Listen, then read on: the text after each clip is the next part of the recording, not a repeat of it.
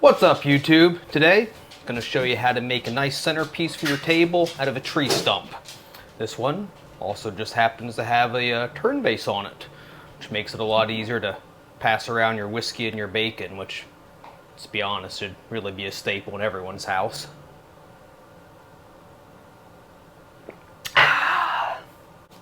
No whiskey for you, though.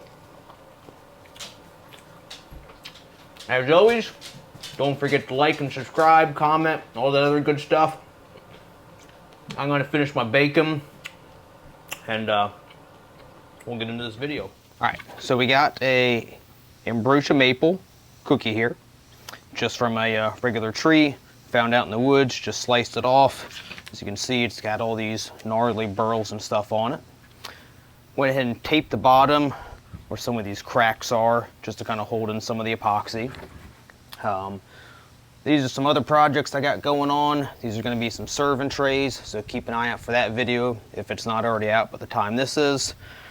So first thing we're going to do with this, actually it's already been run through the planer, it's already kind of flattened out, but going against the grain, planer kind of tears up some of it a little bit. No big deal, we'll fix that a little later on. But we're going to have some resin in here, some of the soft spots I got to dig out, some of the cracks, things like that. With this wood, I found it really helps to seal the wood with some resin first before you add the color. If you add the color in now, sometimes some of that color will leach out and actually stain parts of the wood that you don't want it in. So what I found works well, just take some plain old tabletop resin. I'm going to pour it in, pour it on. Just let the wood soak it in. It's going to do a couple things. That's going to firm up our piece pretty good. Seal it. And then the cracks, holes, things like that, they're still going to be there. But when we fill it in with the colored resin, it's not going to seep all through the wood and stain our wood. Now when you do this, it absolutely hardens up the wood, so I will warn you, it makes sanding a whole lot harder and a lot more time consuming, but I think it makes for a much better product in the end. Alright, the resin's dried. Next day, just running it through the planer, trying to get the excess stuff off the top and just try to get everything flush and smooth.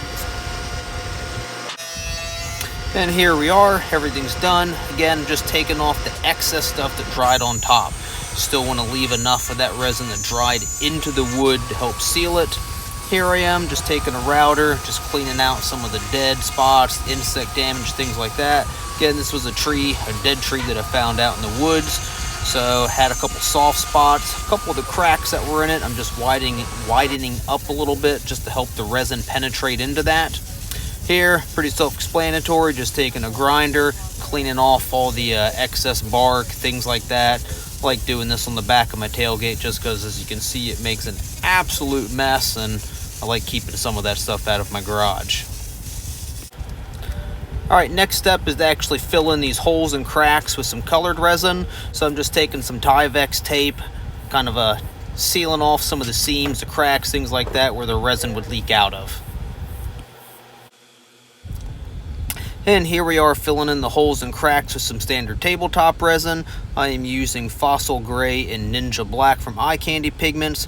Once these get filled in, I'm just going to lather in some all over. If there was any spots of the wood that weren't sealed in originally, this should go ahead and take care of that, along with filling in any other little gaps, holes, cracks, etc.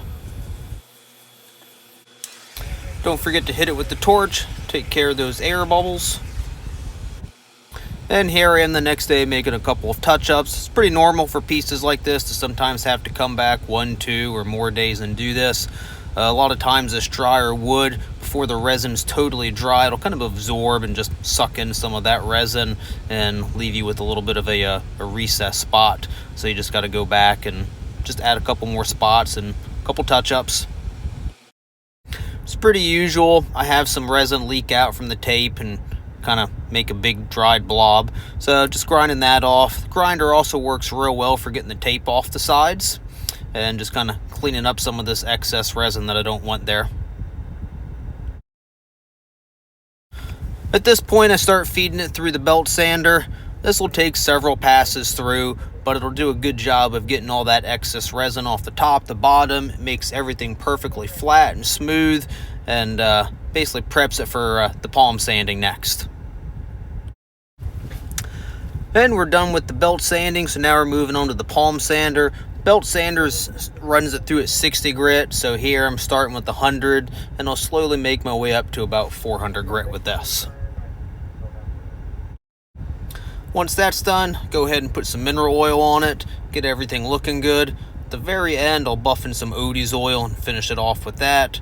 But before I do that, go ahead and finish rubbing this all in, and we need to get a base on the bottom. And here we are, very last step, just getting these bases added on. They just attach with the 3 screws, super simple. I get these off of Amazon, they're about 20 bucks each, low profile, and they spin real nice. If you made it this far, as always, thanks for watching, and please consider liking and subscribing.